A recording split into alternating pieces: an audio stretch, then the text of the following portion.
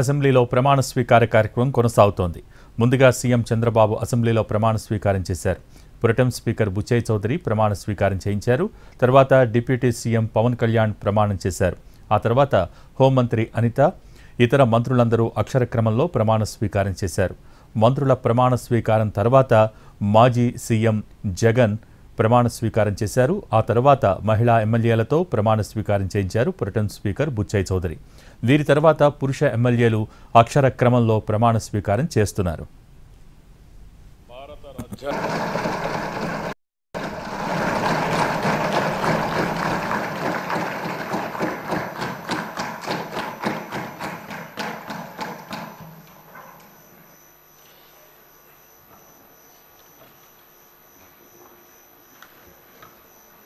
నారా చంద్రబాబు నాయుడు అనే నేను శాసనసభ సభ్యునిగా ఎన్నిక అయినందున శాసనం ద్వారా నిర్మితమైన భారత రాజ్యాంగం పట్ల నిజమైన విశ్వాసం, విధేయత చూపుతానని, భారతదేశ సార్వభౌమాధికారాన్ని, సమగ్రతను కాపాడుతానని, నేను స్వీకరించబోయే కర్తవ్యాన్ని శ్రద్ధాశక్తులతో నిర్వహిస్తానని దైవ సాక్షిగా ప్రమాణం చేస్తున్నాను.